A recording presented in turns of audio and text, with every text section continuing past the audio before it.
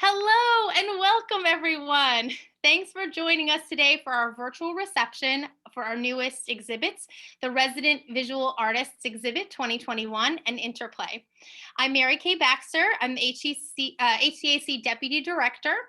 I'll be moderating the speakers while Ellie Hernandez, the HCAC Gallery and Programs Coordinator, manages the reception, and Pam Perna, our Web and Communications Relations Director, monitors the chat.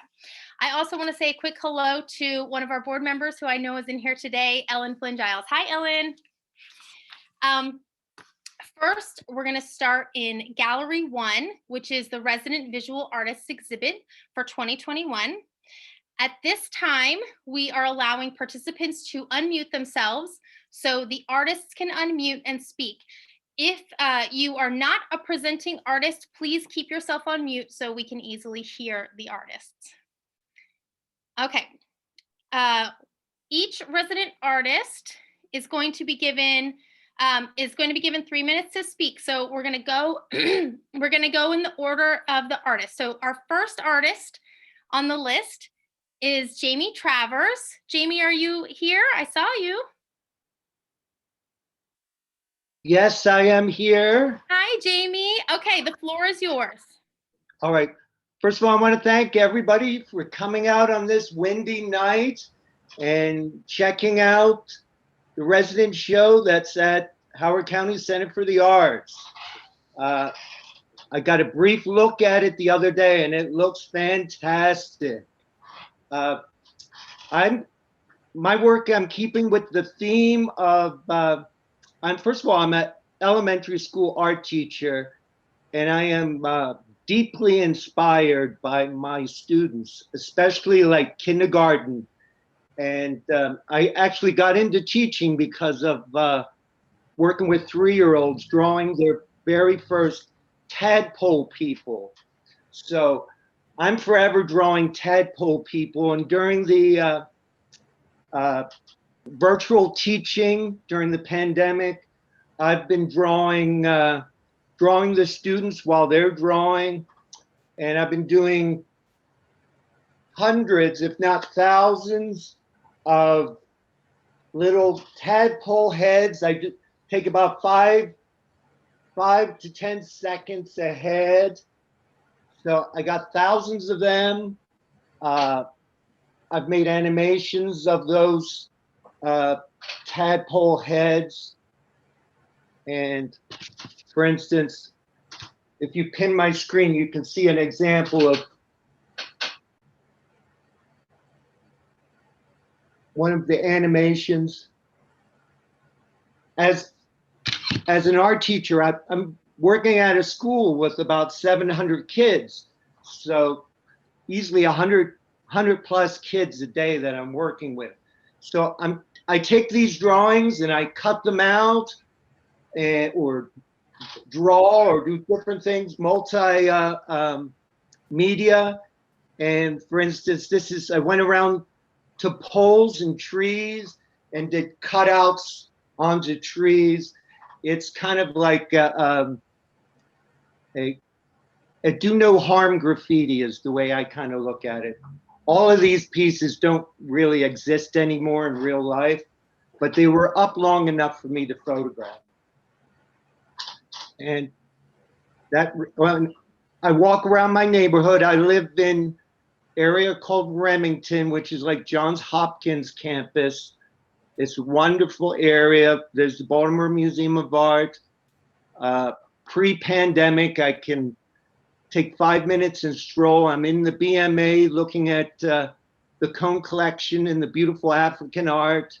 So it's a really nice neighborhood. So I go around my neighborhood and I use that as a prop for these pieces. And that's pretty much it. Thank you, Jamie. I see questions coming in already for you, so I'm writing them down so that we can ask questions at the end of the time, okay? We're going to scroll all, give everyone an opportunity to speak first. So thank you for listening. Thanks, Jamie. All right, so our next artist is Joan Bevilacqua. Thank you. I said it so many times correctly today, Joan, and Ellie's over there laughing at me right now. I'm sorry, Joan. Go ahead and share. No, it's fine. So first of all, I can't say that I've been extremely prolific during the time of COVID because I have not been. I found it hard to create, being that I'm teaching online at 3 different colleges and recreating my courses to do so. But I have done a number of, the landscape here is actually something from my home. It is part of Plum Island, which we used to frequent all the time. And there's a wildlife, wild bird preserve there also. So it's an absolutely gorgeous place to go, even during COVID. I also did, yeah, I know you all recognize this, the Wilkins, what is it called? Flour mill, which they have just recently closed. And I always found this, their grain silos or whatever they were called, is just monumental. I'm just wondering if they're going to be made into condos and how they're going to put windows in them. And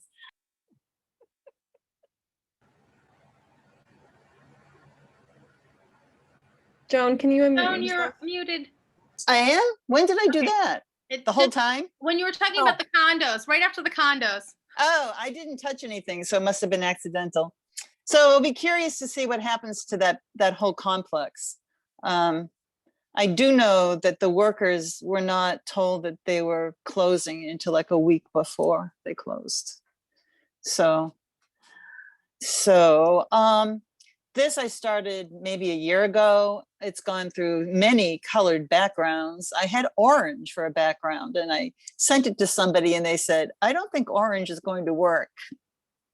But it is a reference to a famous painting. And so the quiz is, can you decide what the famous painting is? You don't have to answer now. It's a John Singer Sargent.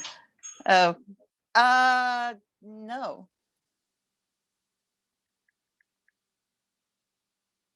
Or maybe you're right. Maybe I've got myself confused. Hold on.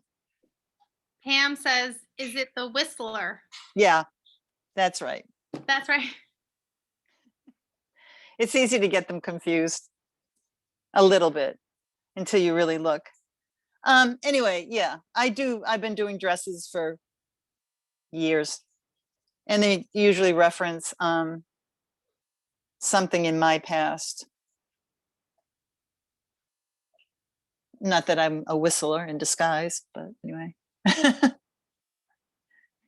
And then the other 2 were done when we were in lockdown, basically trying to paint from home, which felt a little bit stifling.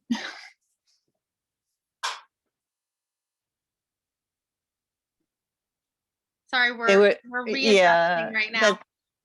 Right, you're going around a corner. You know, because we're in a building, a virtual gallery. Yeah, I thought this was done backwards. really well. Yeah. So this was grandmother's chair number 2. I did one last year or the year before, and I just decided to do it again, but I had some fun with the background and the lighting. And these are just children's toys, obviously. Watercolor, those 2 are watercolors. And that is all I have for the show this year.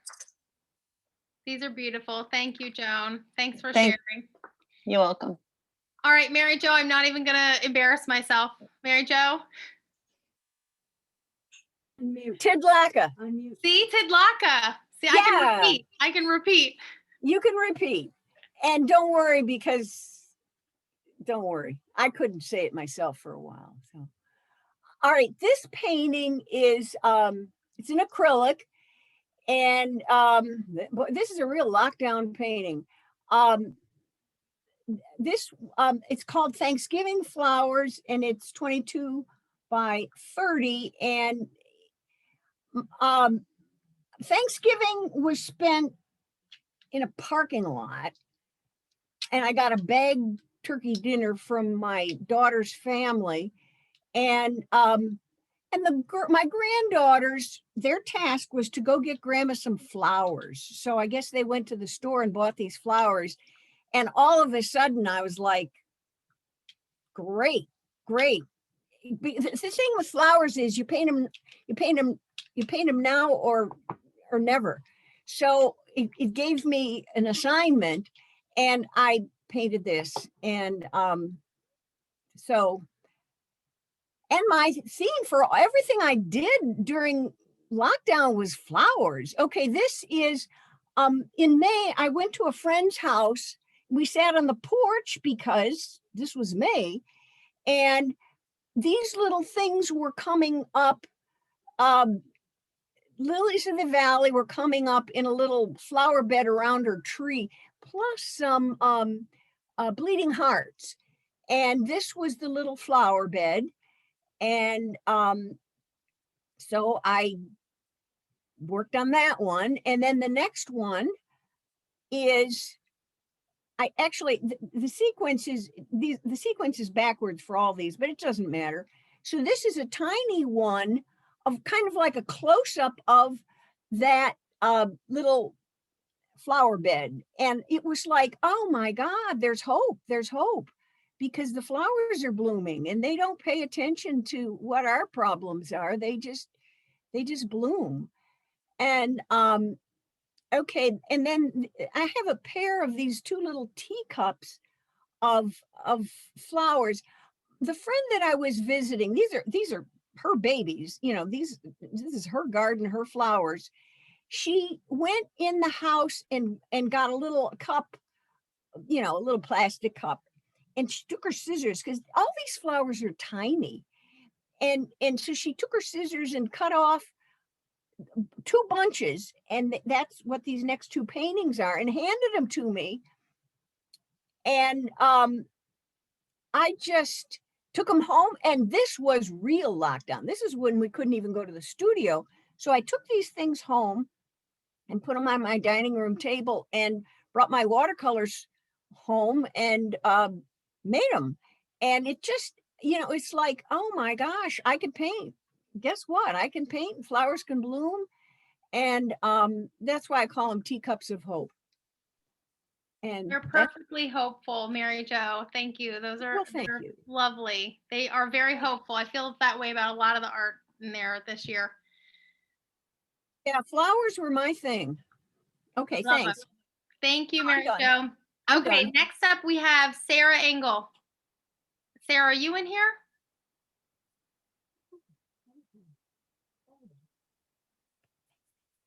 All right. Yep, I'm here. All right. So I have one piece for the show. I had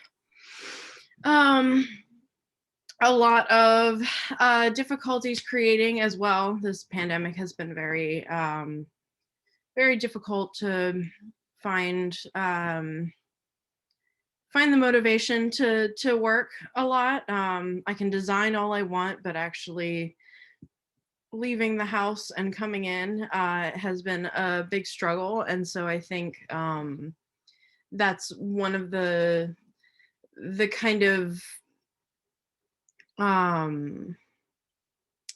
words. That's one of the things that really kind of held me back this year. And I think in some ways this is sort of indicative of that.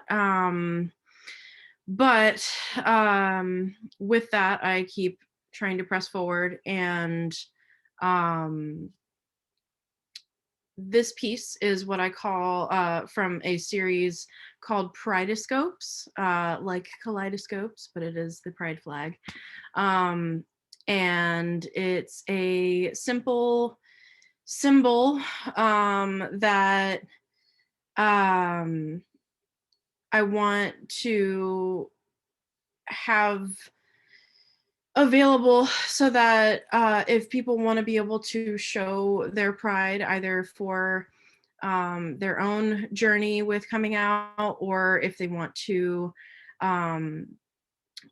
get one for a gift to show their support, they can get this sort of abstracted pride flag. Basically, I didn't want to go with the traditional stripes that you always see because I wanted something a little bit more eye-catching.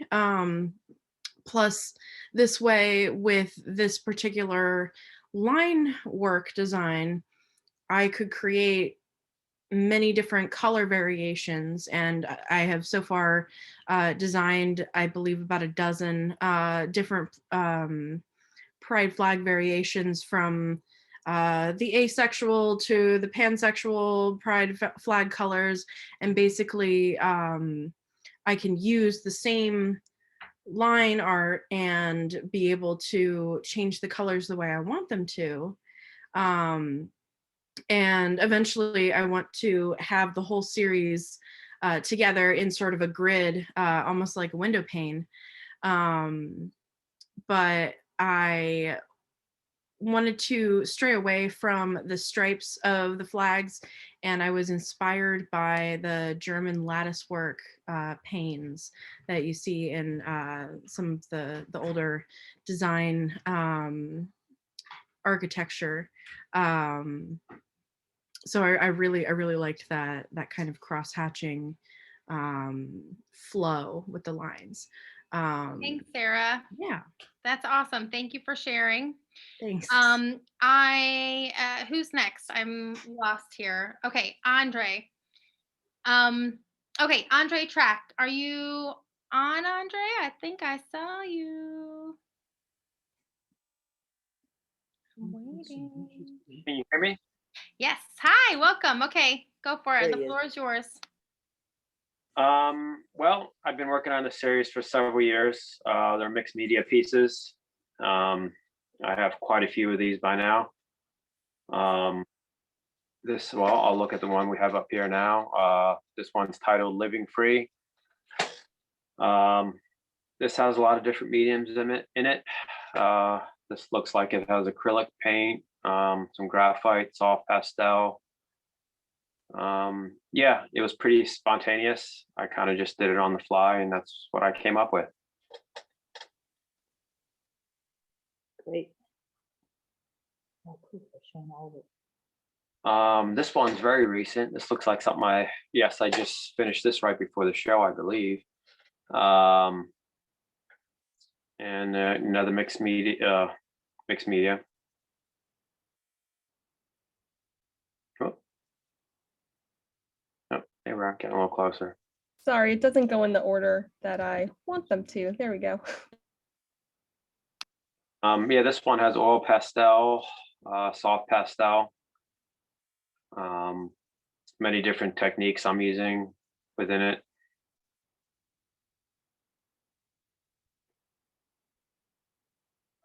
This one's quite recent too. This one has mostly a lot of soft pastel.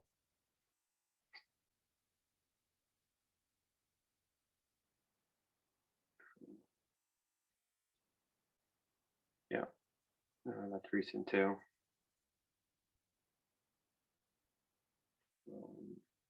Yeah, if anybody has any questions, that they could certainly ask. If they like. Yeah.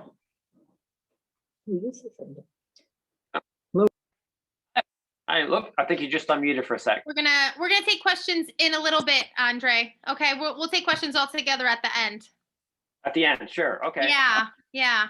Thank you. Okay. I see. It looks like you're in the studio. I feel like there are a ton of us here in the building today, so we're gonna have a little group gathering practically. Yeah. But here we go. Okay, so we're on to the next. So Andre, hold tight for questions. We're gonna come back to you. Okay, I know we've got some questions here for you. All right, so up next we have Jim Adkins, and I know he's here because he's in the studio also. So I'll give him a second to unmute himself.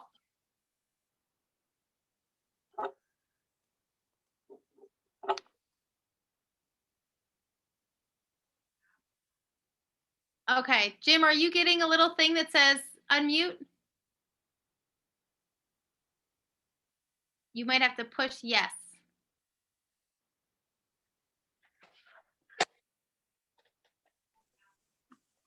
Oh, I think you unmuted. Yay, hi. Okay, the floor is yours, Jim. Okay. All of my work in this show is called Still Life. And I used to teach life drawing, and I've been the moderator here at the Arts Council for the life drawing group. So it's kind of a visual pun, because still life is the idea of doing work that is still objects, but I call everything in the show still life, even though some of it's still life drawing, but other work is like the drawings are done at home, and they're life type objects. But here's an example of a model, a still life model in front of objects, and I like to combine words and letters and objects as well as figures. So all the work is labeled still life.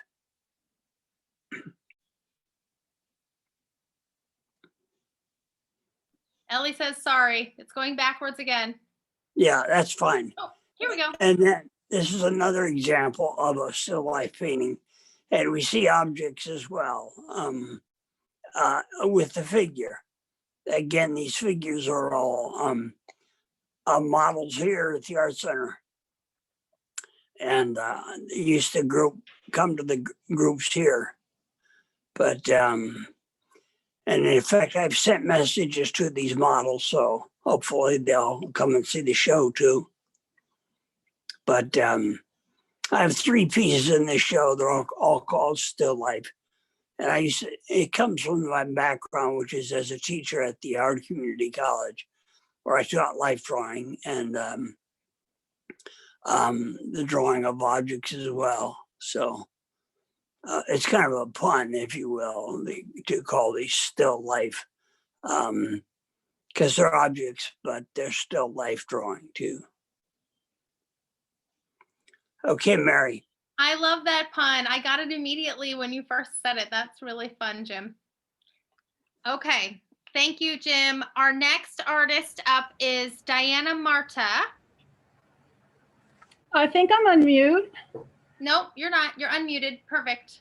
I'm really happy to be here, and I feel this year more than ever, I'm here by the grace of God and by the support of my students and art patrons who follow my work and collect my work. And I want to recognize Renee Meyer, who's the director of Ballet Mobile. She always comes down to the studio wing and keeps track of what we're doing. She visits our resident shows, and she's collected treasures from the studio wing. And I want to give a special thank you, please, to Ellie Hernandez and Richard Ellsbury, both of whom taught me how to do Zoom classes. And able to do Zoom classes, I was able to offer programs to people who wanted to quarantine for their own safety and their family safety. And I was able to work to pay my studio rent with less risk to myself. So I really appreciate being able to teach my Zoom classes. And Jamie brought up the Cone collection and looking at the Cone collection. The Cone sisters started their collection by visiting studios. They might find a sketch thrown on the floor or something hidden in the corner, and they would collect it like it was a treasure hunt. So I say to everybody, you can email us and make an appointment on Tuesday, Thursday, or Saturday and visit our studios. We love to have people visit by appointment and start your own treasure hunt. My work that's in this show, I think, is an attempt to humanize the monitor face. I like people. I like to be around people, and I couldn't work from life models anymore. So I was working with study of the face and the mouth on this one, for example, that looks as if it's about to say something. People are speaking up and speaking out, having their own words heard. And as you keep moving through the group, if you'll move along to the next couple of pieces, this one is Sleepless, which maybe people identify with how awful it was, especially in the first part of the pandemic. The next one is titled Orator. And a lot of times women, that's actually Out of Control, relates to the California fires as seen on TV and relates to the pandemic being out of control. The next one is Orator. And women are often seen as the storytellers of a culture, but this is done from a gesture figure that I had done before the pandemic. I developed her as an orator who has words worthy of being at the public podium with publicly important words. It was started when Kamala Harris was running for vice president. And I say to everybody, if you've ever thought of buying artwork, join the treasure hunt now. Thank you, Diana. That's fantastic. All right. Up next of our artist is David Zuckerman. Is David here?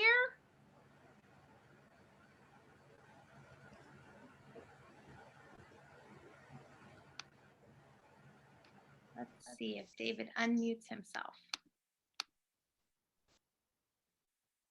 Is he unmuted? Oh, David, you muted yourself again. I can't see you. How's that? Oh, I hear you. Welcome, David. Okay, start with the big one in the middle. The big figure painting. Let's talk about that first. Yeah, keep going. Yeah.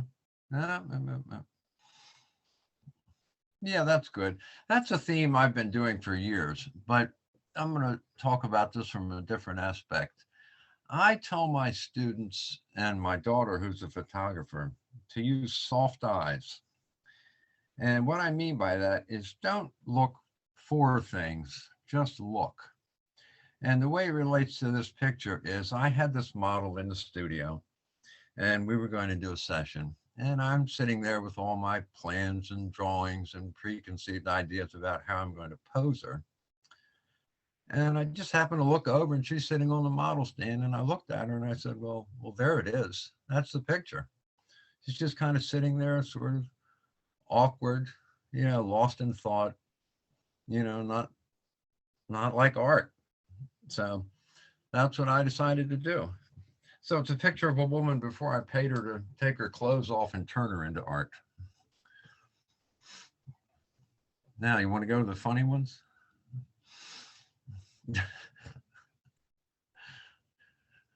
Okay, this is a cabinet painting. This is kind of a funny thing. Quite a few years ago, a really good student of mine went over to the Dutch show at the National Gallery and noticed that they had these frames that opened up. They were hinged.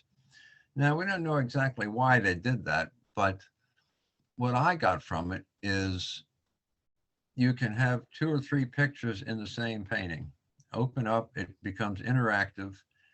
And this, especially with the grid, would be the exact opposite of soft eyes. This is looking with hard eyes, about as hard as you can get when you impose a grid on something. Historically, Leonardo and Dürer tried to force a human figure into a grid. We still do it. To me, it's always been kind of a metaphor for any type of preconceived idea or looking at life with blinders on. And it's not necessarily a good thing. I think it can be dangerous to people. You can see there's lots of grids in the country right now. So they tend to be divisive.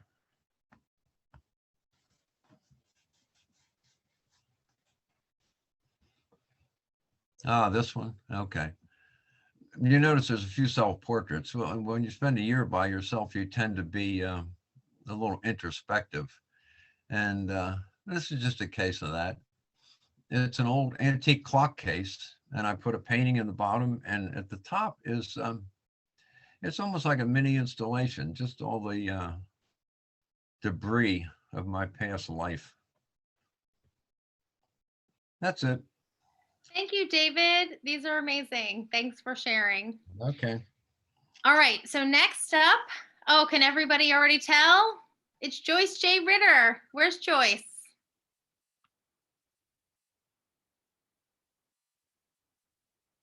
I know you're here. Here, did I get it?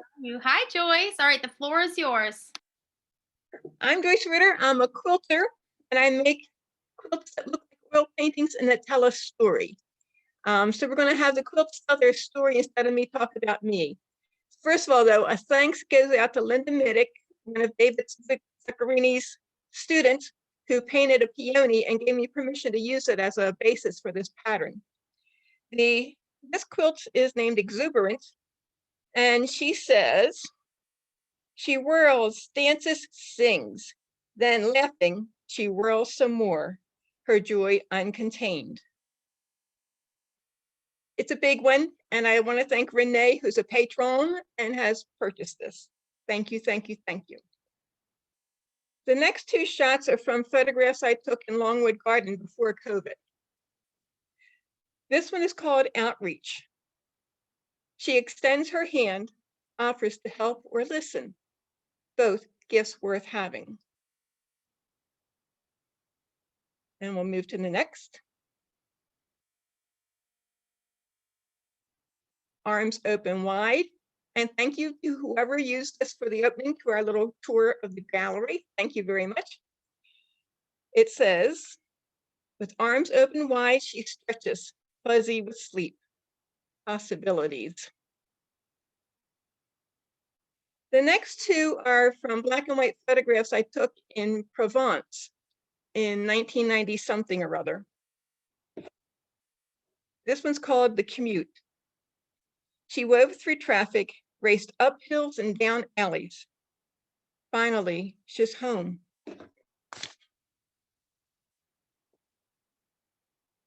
This one, I really like this one. Meditation. There are stories here waiting to be heard. Listen, the stones are speaking. And I finished the way I started with thanks to a friend who gave me permission to use her photograph. Nancy Myers, one of my quilt build buddies, took this in Italy somewhere. It says it's about respite. Here there is quiet, a hush as time thunders on, sweet, blessed stillness. Thank you all for sharing my work. I deeply appreciate it. I'm Joyce Ritter. I'm a quilter, and all art is autobiographical. Thank you very much. Thank you, Joyce. All right, next up we have Myung Kim. I believe. Hi everyone. Hi, Myung. Hi. This this piece title is Layers of Time. I used to combine traditional and contemporary looking. So let me introduce one of my poem and relate to my painting. So let me read them. Where is my? Okay, I need this one. The tea table. The humble pinewood panel becomes my friend. A nut hole full of a pine breath. When I touch the line of times, it is like layers of my past. Over the antique table with a black nut hole, lovely twin lamps casting flickering shadows on the wall. So, sometimes I love writing, and then sometimes painting. So this is the same title, as a layers time. Sometimes I think this kind of layers, we have so many layers recently, there's nowhere to go. So I layer of my times again and again. So that's my, and this one title is Eastern Echoes. Again, this talk about my background, East and West, juxtaposition. I made two culture together. That's my favorite. Yeah. So that's it. If you have any question, let us see you, later. Thanks, Thank you. Myung. Yes, write questions for Myung in the chat for us so we can address those later. All right, our next artist is Lisa Scarbath. Lisa, I know you're here. I am here. Can you hear me? Yes, the floor is yours, Lisa. Okay, great. Hi, everyone. I'm thrilled to be a part of this show. I'm a new resident artist at the Art Center, and I'm coming to you today from sunny Orlando, Florida. I just stepped out. We're getting ready for my daughter's graduation party from the University of Central Florida. So yay, I'm glad I could be here with you virtually. So just a quick introduction to my work. I use a variety of materials. I'm a relatively new mosaic artist, and so I'm still experimenting with all kinds of materials to decide what my favorite is. And what you're looking at is the teapot, tea party mosaic, and that's found objects, ceramic tile, a teapot cut in half, some glass tile, found objects.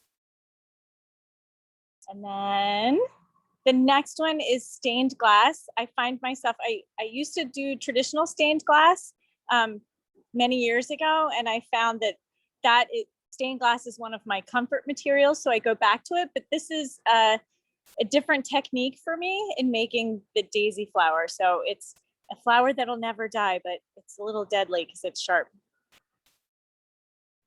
And my stained glass sunflower, it's on glass, so it can be hung in front of a window and you can see the glass, the light coming through the glass. Some of my favorite subjects are flowers and the beach. This one makes more of a statement. It's called The Climb, and it was made in response to a show in the fall about women, and it shows the struggles of women throughout the years, throughout a lifetime. A lot of symbolism in that, but I used mirror and slate and found objects in that piece. This is another experimental piece. I started using slate last summer. So regular slate roofing tiles cut into tiny pieces. And this piece is called Elements, if you can find the elements in those. This one is just reflective of my love of the beach and sunny weather, like here in Florida. And oh, I don't have my camera on, do I? Oh, sorry, I didn't have my camera on the whole time. You can see the bright sunshine and palm trees behind me. But that is a piece using Mexican smalty, which is glass, mirrors, and some found objects. The next piece is called Good Vibrations. And I made the substrate, which is the backing. And there's glass tiles, some shell pieces and shells mixed in, and the piece undulates off the wall. And then my last two pieces, I'm not sure if are they coming, yes, coming up next, are my 3D pieces. This one's called Body of Water, and it's a life-size mannequin with stained glass and shells. And then the last one is called Body of Water, Beach Body, sorry. And that one is full of shells and stained glass as well. And it's just reflective of, again, of my love of the beach. Thank you for sharing, Lisa. I hope you can stay on for questions. And if not, I'll try to do my best to answer the questions. I will. I have to go charge my phone and I'm going to come right back. Okay, awesome. We'll see you for questions at the end. All right. Okay. So next up we have, last but not least, Jeremy Scott. Hi. Hi, Jeremy. How's it going? Thanks everybody for tuning in and coming to check out our exhibit. So this first one is it's a portrait of Ruth Bader Ginsburg. And originally, so I worked for the library, and I am currently, because of COVID, we can't teach classes. So I've been making all these tutorials, and this was a magazine mosaic. So it's all cut pieces of paper that have been layered on top of each other to create the dimension and the likeness of Ruth Bader Ginsburg. So when I started it, it was mainly for the tutorial. And then as I'm working on it, my wife came down and said that she really loved it, had to have it. And it's our first year of marriage, and it's supposed to be like a paper gift. So it ended up being like the perfect thing. So that's what I gave her for our first year anniversary gift, since it had to be paper. But yeah, it came out really nice. It was completely experimental. First time I've ever done anything like that. So I really dig it. But what's the next one? Yeah, I don't know. You might have to zoom in. So I've always wanted to dabble in photography and that sort of thing. And it's not that I don't have a camera or the ability to do it. It's just I'm not that into digital photography. I feel like it's I don't know, too accessible. So I've always been into Polaroids for the how instant they are, the suspense of them, how you don't know what you're really going to get.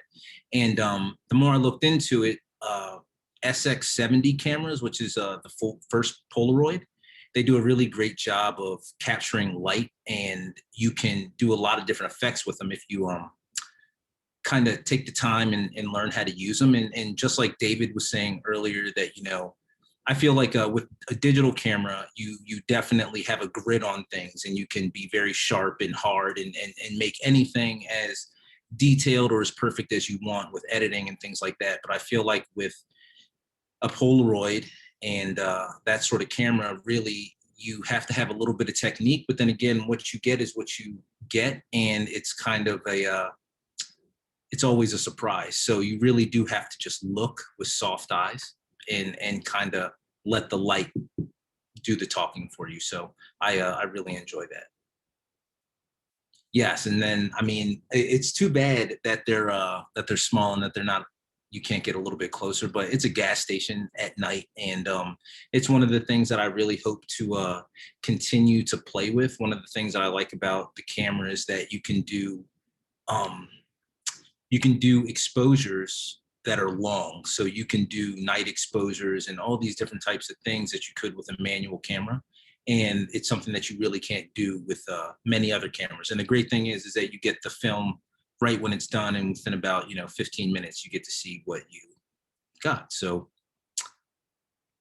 yeah, and so these, I mean, I guess they all kind of have a theme, but for me, it's more of the idea of learning the technique and getting some really good exposures and stuff. But when we were putting it all together, I was talking with Andre and Jamie, and these all sort of had a theme of abandonment, or being lost of some sort. So the title's Left Behind, and I'm just really happy with how everything came out and the detail in them. So. Thank you, Jeremy. Thanks for sharing. What a perfect plug to say, you see, if you want to see these up close, you can come into the center and really get a good look, or look at them online at your leisure, and you're able to zoom in a little bit better than we can do it right now. Thank you to all of the resident artists. The artwork in the gallery is incredible, and I do hope that everyone can come in and see how beautiful it all looks together. I want to also quickly say thank you to Dan Goodrich, who has been coming in and taking beautiful photographs of all of this artwork so that we can display it for you on these virtual platforms. So thank you to Dan. Next, we're going to move into the exhibit in Gallery 2, which is called Interplay. Interplay features artwork by local artists Beth Caruso, Kate Norris, Sylvie Van Helden, and Bonnie Zuckerman. Working in diverse media, from photography and digital manipulation to collage and ceramics, these artists use symmetry, pattern, and repetition to create intricate pieces inspired by natural motifs. So I'm looking forward to hearing from these artists too. We're going to go in the order that they are in the gallery again. So we're going to start with Beth. Beth, are you here to speak for a few minutes about your artwork? Yes, I'm here. Can you hear me? Hi, Beth. Yes, the floor is yours. Great, thank you. So my name is Beth Caruso, and I'm so excited to be in this amazing show with Sylvie and Kate and Bonnie. I live in Baltimore, and I create mainly digital art using other steps and processes along the way. So often I will photograph things, and then from the photo, use a digital process to create something, or I'll do some watercolor painting, photograph the watercolor painting, and then kind of play around with it digitally to create something brand new. So the work that you're seeing here in this show comes from two separate bodies of work that I have, but that are also connected in a lot of ways. This image you see right now, this piece is called Arrival, and this is from a body of work that I did in 2019, a series that I titled Inner Life. And these are all digitally manipulated photos. So I was going out hiking and exploring outdoors and photographing flowers, trees, just kind of the natural world. And then coming home and saying, this has potential to be something cool, something else. And I would, like you see here, change it and make it new.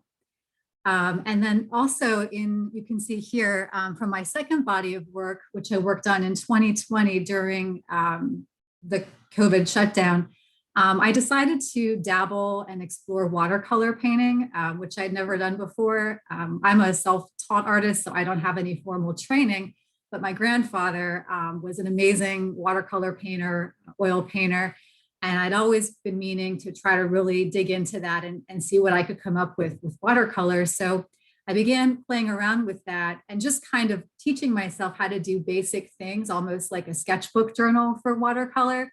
But then I realized that when I photographed just these kind of playful things I was doing, and then used my digital process similarly to like what I do with the photos, I was able to create these kind of Rorschach-esque ink blot almost kind of pieces, which you'll see here as well. And so I've titled many of those after the Rorschach test cards, which I've always been very fascinated by. And so much of it is about perception, right? And what do you see? And how do you make meaning from what you see? For example, this one is titled Form 3. And it's because after I created it, I was just looking at the Rorschach cards from the real test and thinking to myself, which one does this remind me of the most? And it was this card number 3 that had almost like these two figures inward, facing inward. And you can kind of see that here, or you can interpret it any other way that you like. But this is my work, and I love doing it. This piece is called Toward a Calm. So this one I created from a photo. I believe I took the original photo at Silburn Arboretum. If any of you folks know in Baltimore, it's a beautiful place to go, and it's very peaceful. It's like a little sanctuary. And so that's, I guess, why I titled this one Toward a Calm. And then this last one is another Rorschach watercolor digital creation titled Form 10. Thank you very much. Thank you, Beth. We're getting lots of comments. Gorgeous, wonderful. So I'm looking forward to hearing questions in the end. So stay tuned for that. Okay, next up is Sylvie. Hi, everyone. Hi. I hope you can hear me okay. I want to start by just thanking the hosts for including me in the show. I got a surprise email about a month or two ago asking me if I wanted to join. And so I'm very happy to be here and to show with these other great artists, Beth and Kate and Bonnie. So when I wrote some notes for my talk, I'm going to talk about the series as a whole. So it's going to be a little bit different of a format than the others. But if you have any questions about individual pieces, I'm happy to talk about them later on.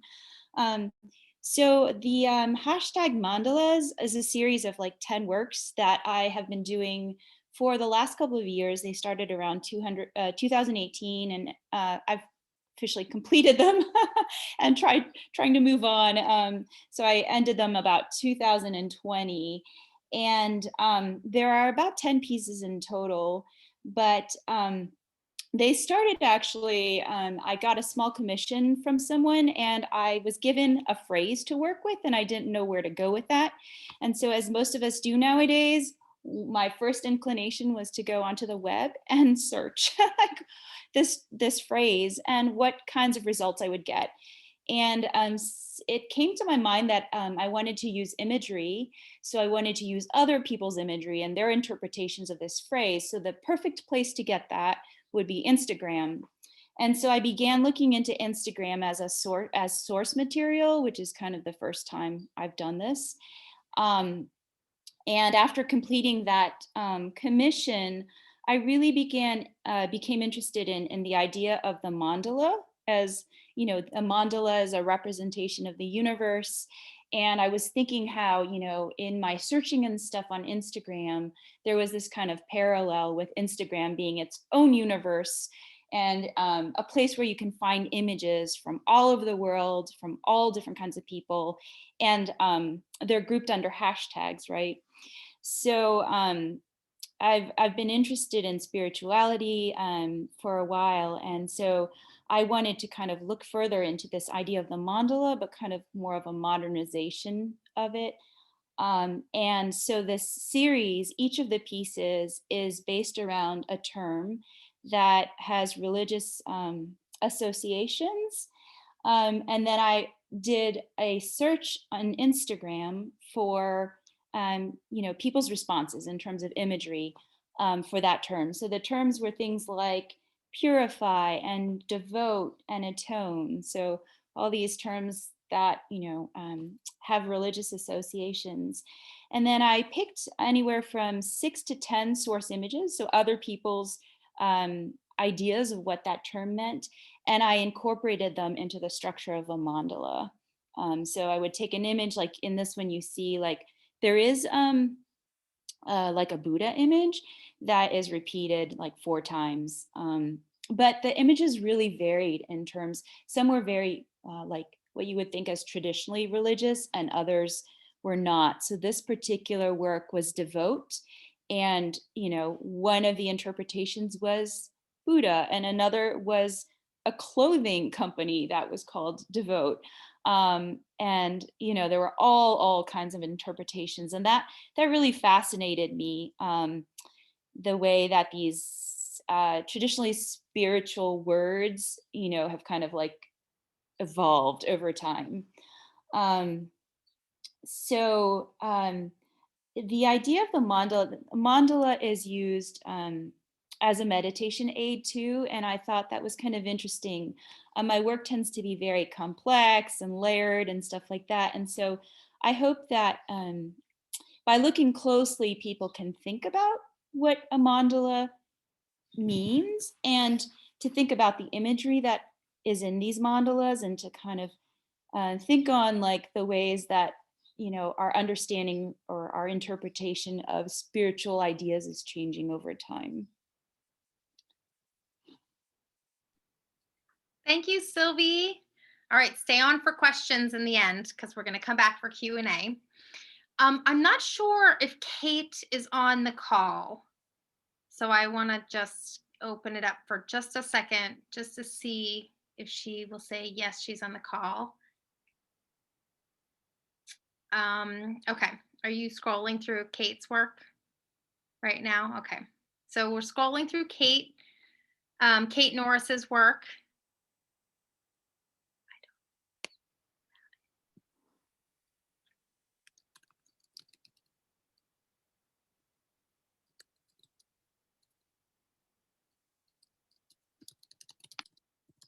Oh, okay. And now here we are at Bonnie Zuckerman. If Kate comes on later, maybe she can jump in and have answer questions for us too.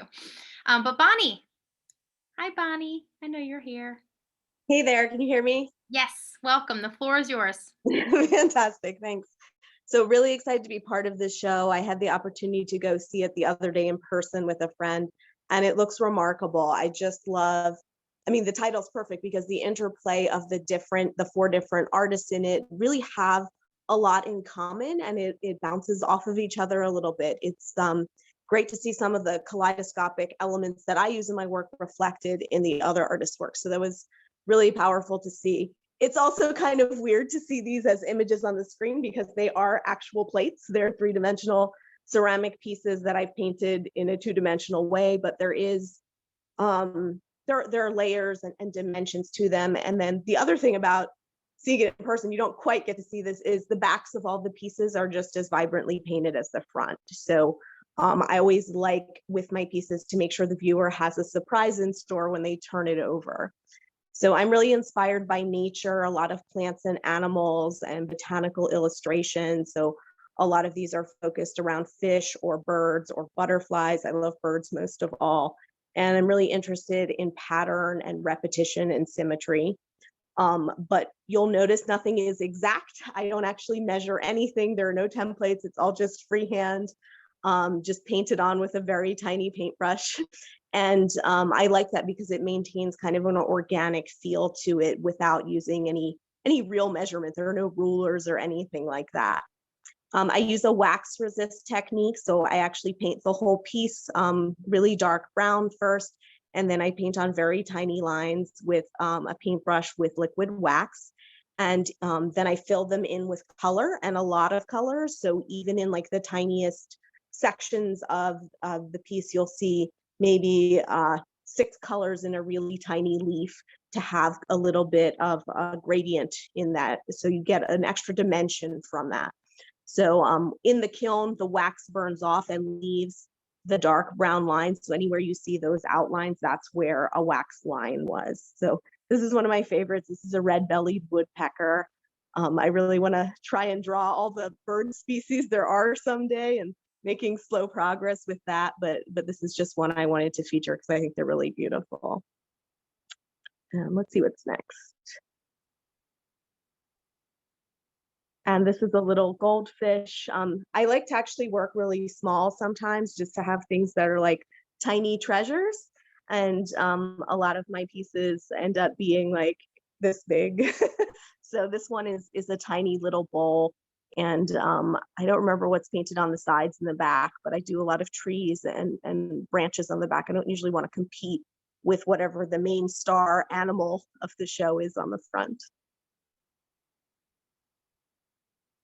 And this one is some angelfish. I actually drew a sketch for this on vacation in December and then translated into this. Wasn't sure how it would turn out, but really love the symmetry and some of the shapes of the negative space here.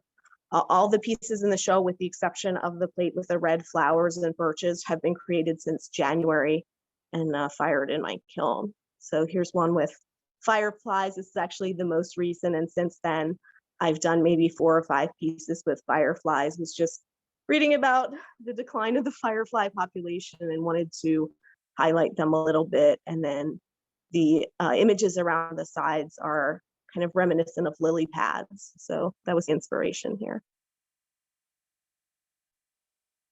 And if that's the end, then thank you very much. Thanks, Mary, for moderating, and thanks to everyone for such a wonderful show.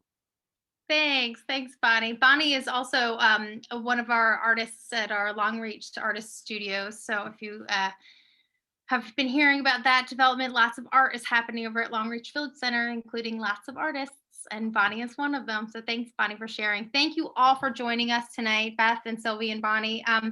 We wish we could have hosted this reception in person, but we're glad we're able to connect and view artwork together, even virtually. So now we're going to open it up to our discussion and our Q&A. So please feel free to submit your questions in the chat. And we will share them out with you. I'm seeing lots of things happening in the chat right now. There's lots of comments just in general. Artists, please go into the comments. It's like, I love it. I love the way you use color and all kinds of things. I'm gonna mess it up if I say everything. So I will, if you want to just ask a question. Oh, is Sylvie's work digital? I got a question. She's muted, but she looks like she's saying no. I don't know. Okay, Sylvie. Walking into the void. Okay. Yeah, so the works are printed from Instagram, but then they're collaged onto these panels, these wood panels, and then there's the addition of paint, and there's the addition of layers of clear, like acrylic medium. So if you actually see them in person, they look a little bit like glass, and these pieces, these collage pieces, are kind of floating between clear layers of not resin, of acrylic pouring medium.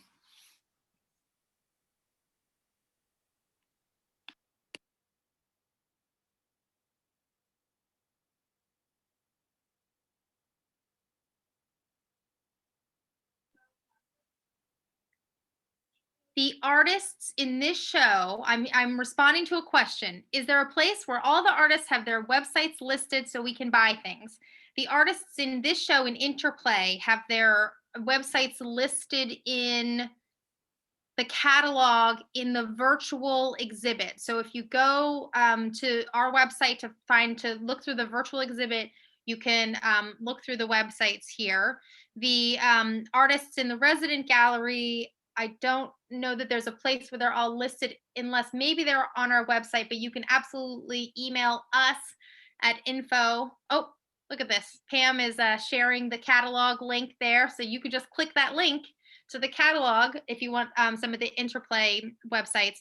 But you could also email us at the Arts Council, and you can get connected with the resident artists here if you want to purchase work or purchase one of the things that are in the gallery right now. Yes.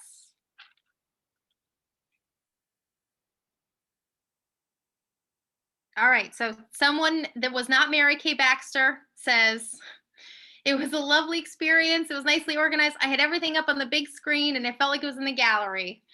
So thank you. I know everyone needs to come into the gallery, into the Arts Center, and come and see all of the pieces in here.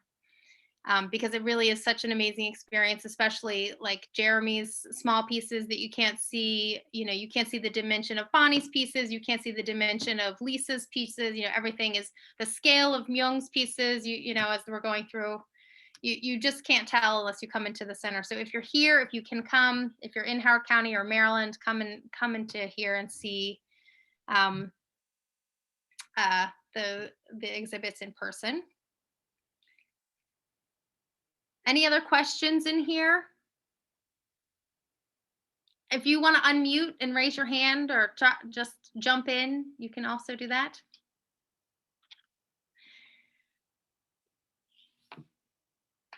Okay, I'm going to have this come to a close, and we can just stay on and chat if anybody wants to do that. But thank you, artists. Thank you to all of the participants, all of the viewers. Thank you to Ellie for putting this together. Thank you, Pam, for monitoring the chat. Both exhibits are now up in person and virtually through May 29th. If you'd like to see the exhibits in person, our building hours are Tuesday and Thursday from 11 a.m. to 7 p.m. and on Saturdays from 10 a.m. to 4 p.m. until May 29th. So all of the links have been in here in the chat, but you can check on our website and visit hocoarts.org to see anything or hear the gallery hours, etc. But thank you all so much for coming, and I hope you have a wonderful evening.